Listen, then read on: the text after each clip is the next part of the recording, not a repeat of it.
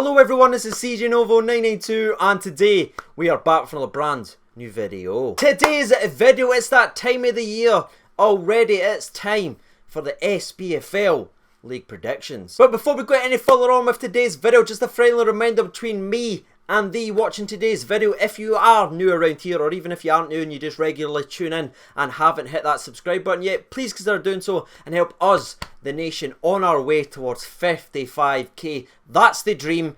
Now it's time to turn our attentions to the league prediction on. Now, as always, we're going to start from 12 and work our way to the league champion. So starting off with the 12th spot, this one's going to hurt me right in here, ladies and gentlemen, because I am going to pick the team that I picked to defy the odds last year and finish 7th in the league. This year I'm picking them to finish 12th, and that's none other than Livingston. And the reason I'm picking him to get relegated after picking him to do so well last year before a ball was even kicked is simply that spine that I talked about, Kelly, Hockett and Ryan Hardy at that time, because I thought he was going to score a barrel load. They are all gone from Livingston. Not only those three, but Dolly Menga, who was one of the surprises of the entire SPFL season, Livingston has loaned him out for 2 seasons. Loaned him out. Talk about signing your own death warrant there, Livingston Football Club. What is happening there? You basically just booked yourself a flight to the championship. Now, I know they brought in a couple of players, but I'm not too impressed with the signings. I think Spfl will still be a good player throughout the entire year, and Greg Wild might just do some wild hangs for them, but I just don't think it's enough, and that's why I'm going to pick them to be relegated and finish 12th in the league. And with the 11th spot in the league, this one was genuinely a coin toss between two teams, but the team I'm going to go with is going to be Hamilton Football Club. I mean, I don't think I need to say too much with this one because it's so obvious. We've seen this story so many times. They're always in the dogfight. It looks like they're finally going to get relegated, but within the last couple of months of the season, they rallied because of their home form. They sting a couple of teams away from home, a couple of big teams, and they managed to stay in the league. So I'm moving away from this one, ladies and gentlemen. 11th spot, welcome Hamilton Football Club. Number 10 is the other side of that coin. It is none other than St Mirren. Now, it was a good battle watching St Mirren and Hamilton last year. It was quite an exciting sort of relegation battle between the two, and I think it's going to be the exact same this season, if I'm honest. But I think Livingston's going to be a worse squad. I just believe St Mirren will get their due just and get their revenge for what happened towards the end of last season. And I just look at the St Mirren side. I mean, they look dead and buried as well. But what I like about the St Mirren squad, even when they lost players like Adam Hamill, who was keeping them alive in the first half of the season, they rallied, they stuck together, they worked, and they got themselves to 11th spot, and they managed to beat Dundee United well, which is always nice, so thanks for that. Number 9 on my list, for the second year in a row, I'm going to pick the team that won the championship to defy the odds and play well in the top flight of the SPFL. That kind of rhymed, and yes, I'm a little proud of it. And the reason I am picking them to finish 9th in the league ahead of the others is simply because not only do they have a strong outfit at home, they also have an out-and-out goal scorer, Billy Mackay. Yes, it went slightly off the boil a little bit because there was a couple of seasons where it looked like he was scoring 20-odd goals a season and then just... But he's a natural goal scorer, and if you create him a chance, he will put the ball into the back of the net, and that is what you need when you're towards the bottom of the league. That goal scorer will be vital to them throughout the entire year as long as he stays healthy. Number 8 on the list is going to be none other than St Johnstone. Now, if you follow the SPFL show, St Johnstone is such a weird team to watch because you think of them last year. In the first half of the season, they bet their own club record for consecutive wins in the top flight of Scottish football. They were looking incredible. They stopped conceding goals. Xander Clark was unbeatable. Then the wheels well and truly fell off when they came back from the winter break. They looked like a complete shadow of the team that played in the first half. It was so weird to watch. All the intensity, all the swagger that they had built up, and maybe even some of the confidence they had built up from the first half of the season was completely gone. And I think this season's going to go very similar to last year. A couple of very good runs, picking up the points, going high in the table. Then when they inevitably fall off the cliff a little bit, it will pull them back down towards the 8th spot come the end of the season. I'm expecting Xander Clark to have another very good year and build his profile. He's a very good goalkeeper. But there is also one other name I want to give a shout out to, and that's none other than Kennedy. Kennedy, if you know, you know. Kennedy is an exciting winger for St Johnstone, and I enjoyed watching him play last year because he's so direct, he's so willing to beat a man, and he's comfortable on either foot, and he actually has a very good end product. His crosses are actually pretty damn consistent. It's just really unfortunate for him because I'm pretty sure so many other people would have heard about him if he wasn't crossing it to Kane, who couldn't score in a brothel. So I'm expecting him to take his career to the next level this season, so look out for Kennedy throughout the entire year. The 7th spot of the league table goes to Motherwell, aka Gogsy United. And I had a lot of difficulties in thinking about how Motherwell's season's going to go because all the odds sort of suggest that they're going to be quite bad this year. I mean, they've lost David Turnbull for quite a lengthy time because of his injury. They lost Jake Hastie, who was an important player for them at the start of the second half of the season, scoring goals left, right and centre, and everyone's sort of writing him off, everyone's saying that, so it could go either way. That could just make them go, aye, we're going to get beat, we're going to do crap, and they could be a part of the dogfight, or that could just put a chip on their shoulder. Every one of those players could rally behind each other, and they could surprise a lot of teams. Now, I know they've signed a couple of exciting youngsters like Seedorf, who everyone's sort of putting a lot of hype behind, but I'm not going to believe too much in the hype yet because he's still unproven in the Scottish level. I hope he does be a success because he looks like a very exciting player, but I'm going to stick with my guns and I'm going to pick them to just miss out in the top 6 and finish 7th. Now, the team I am picking to just make it into the top 6, just barely, is going to be Hearts Football Club. Now, I'm going to be honest with you, this one could really just go so badly for me. It's actually scary because when you look at Hearts' pre-season, they have been nothing short of absolutely putrid. And if you're a Hearts fan watching today's video, you might say, CJ, you're being quite kind to us. We've been worse than that. Genuinely, if it's based on pre-season form, they would be odds-on favourite to get relegated. But the reason I'm picking them to finish in the top 6 for the league, when even a lot of their fans are writing them off already this season, is I look at Hearts once again with that strong core. They've got Christoph Berra, they've managed to keep John Souttar as it stands when I'm making today's video. They've got the returning Jamie Walker, who I like a lot, who can be that little bit of an X factor, and they also have the big man up front who can score goals in important games. And even with Craig Levein in charge, who's got a lot of critics, whether he gets sacked or not, I just think when push comes to shove, that core will carry Hearts to the top 6 finish. With or without Judas.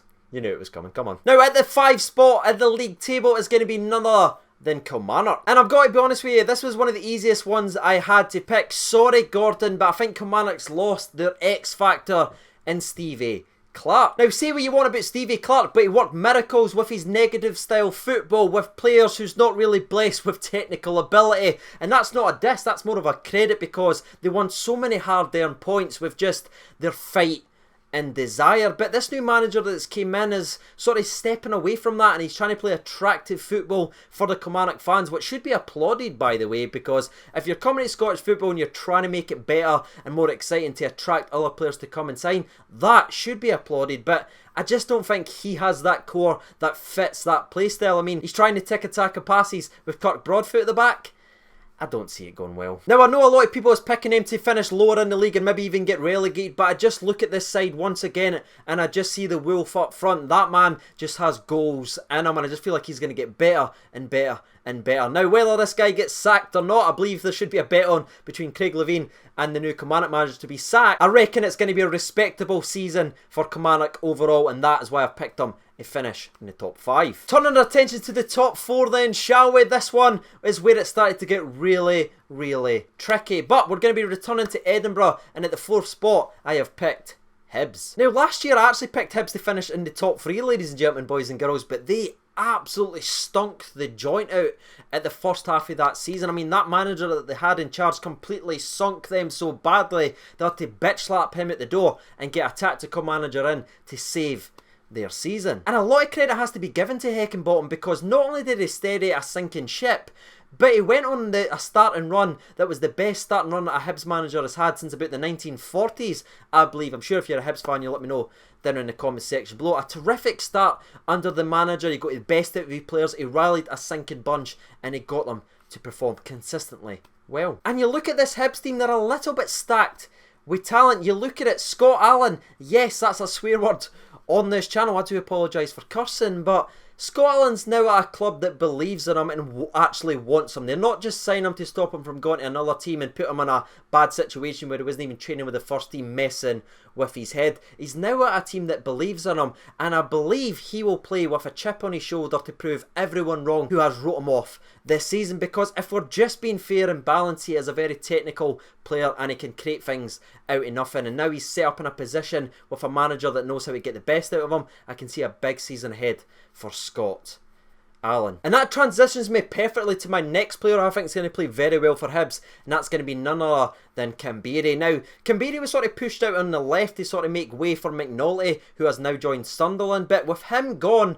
that leaves the striking spot open, and Kambiri is apparently the #1 guy once again. So again, this mindset that we keep talking about with a point to prove, he will attack this season and try and score as many goals as possible to show that they were wrong last year to pick someone ahead of him. And I think that partnership of Scott Allan and Kambiri is going to trouble a hell of a lot of teams this year. So here we are then, ladies and gentlemen, boys and girls. The team I have picked to finish 3rd in the league is none other than Aberdeen. And again, it was a tough decision to pick Aberdeen ahead of Hibs. They were sort of going back and forth, but let's be fair, Aberdeen just seems to get the job done. When everyone writes them off, they seem to perform. And it's a very important year for Aberdeen. There's a lot of pressure on them now because Graham Shinney, their captain, has left, and I think we can all agree he was a very, very good captain for them. He could play pretty much anywhere and always done his job. He was a very consistent player for them. But he's gone now. It's time for others to step up and prove their worth. Now, they have made one very interesting signing for me personally, and that's Bryson from Derby. I rate this guy very, very highly, and he could be a very important player for them the entire year. But back to the Aberdeen team as a whole, you know what you get. They are long ball merchants who play on set pieces and make it very, very difficult to beat them. That's what they do so well, and at home they're usually pretty damn solid. Last year was a bit of an anomaly, but they still done alright in this season as well. I would like to point out, however, I am picking him 3rd on the fact that Scott McKenna stays with Aberdeen. If he leaves before the end of the transfer window, which has been linked with today, then no, I'm not picking him to finish 3rd. I want to change my mind, son. We've now reached the part where many of you have been sitting through this entire video to get to. I am about to reveal who I've picked to come 2nd, which obviously in turn reveals who I've picked to win the league title. So let's just get out of the way then, shall we? At the #2 spot, I have Celtic. Of course I do. Now, unlike my last 2 predictions where I've actually picked Celtic, it's more kind of wishful thinking because the first year we had Pedro in charge, and I think we all knew that was a little bit dodgy. So the second year though, there was a lot of positive thoughts about their rival with Steven Gerrard and the talks of new signing, so we're looking forward to it. So there was a lot of hype about that. But now they have lost a manager who won them a treble and replaced him with the cheap option who got sacked for tanking another team in the same league. Now, I know there's going to be so many people instantly reacting and call me this, that, taking time at their day to do their Ivory Coast flags, and that's fine. It doesn't affect me in any shape or form. I continue today what a day. But honestly, from a footballing perspective, not even a blue tinted specs kind of way, putting him in charge of that team is a disaster waiting to happen, in my opinion. Now, looking at this Celtic team objectively, they still have very good players. I mean, Ayer at the centre half, if he's going to continue to play there, is definitely a player who's just going to get better and better. You've got Ryan Christie, who I think again will defy the odds and his own critics to be an exciting player in the league. And I've also got Edouard, who's a very good goal scorer and scores in the biggest moments as well. So that's kind of what you need. So everything we've talked about for this entire video is a strong core. Celtic have as well, and that's why I believe it's still going to be an exciting season. There's going to be twists and turns. One's going to be ahead for a little while, the other one's going to be ahead for the other. It's still going to be an exciting season, but when push comes to shove, when it becomes crunch time, I am backing Neil Lennon to crumble. I don't think his manager style fits with certain players that's bought within the Brendan Rodgers trophy era, and I just think you could see even last season there was a couple of iffy moments with the squad. It wasn't playing well, they relied on a lot of late goals, and I just think that's going to continue to seep in to the brand new season. So ladies and gentlemen, boys and girls, that is why I've picked Celtic Football Club to finish 2nd in the league, which in turn reveals that I have picked Rangers to win their 55th league title. Now I'm just going to pause for a moment to let the haters have a wee go at that in the comment section, while the others, we just enjoy it. Good. But all joking and that aside, hand on heart, this is honestly the best Rangers team I have seen in 10 years. Not even just in terms of starting 11, but strength and depth, 2 for every position. Now that can be a sort of a coin phrase that managers throw out, but you look at this Rangers team, there is genuinely 2 good options for every single positions, and we've seen players leave like Danny Candeias who wanted to know they'd be playing in this game, this game and this game, but Gerrard isn't willing to do that. Every single week, every single training session, you need to fight for it or you're not playing at the weekend. That is what he's bred into the squad, and a year on from his first season as a manager where he brought in so many players, we're in a much better position now under his wing. He knows who he can trust and who he can't. He's certainly pushed who he can't out the door pretty much already. And the core at Rangers is honestly fantastic, and I look at the midfield and a lot of people continue to ask me, who is your midfield three? Who would you go here? But honestly, I think there are 3 most consistent midfield players who I think is going to explode this year. Is Ryan Jack on the right to cover for Tavernier when he likes to bomb forward. You've got Glenn Kamara in the sort of holding role where Stephen Davis plays as well. And on the left centre mid, you've got Joe Aribo. That is my midfield 3, and I genuinely can't wait to see more of them playing. And the argument could be made now, when you look at this Rangers team compared to anyone else, if you just want to look at it at face value, they are a stronger unit now than any other team in the league. That's a genuine argument that can be made. It's not just something silly to throw out now, and that is where we are as a Scottish football. We are finally back. There's other teams pushing and getting better and better and better as well, and we've now got a solid challenge for the league title as well. I think it's going to be a fantastic Scottish football season. I can't wait for it to begin. I think it's going to be the most exciting one and God knows how long. And before we wrap up, for those who watch right to the very end, let's address sort of the awards towards the end of the season as well. Let's go big. For the goal scorers, I believe Alfredo Morelos will win the top goal scorer award again. And the top assister in the entire SPFL is going to go to Tavernier once again. His delivery is second to none. But that's us. We have now reached the end of today's video. You've heard my 12, you've seen my league table. Now it's time for you guys to dive into the comment section, not only react to mine, but let me know your thoughts and opinions ahead of the new season. Let's see some tables, and we'll come back to this in a year's time and react to see if anyone has got it right, me or thee. Shout out to the absolute legends on the Patreon's account. Cannot thank you guys enough. If you would like to support the channel directly, the link for that is down there in the description below. I've been CJNova92. Thank you so much for watching, and bye.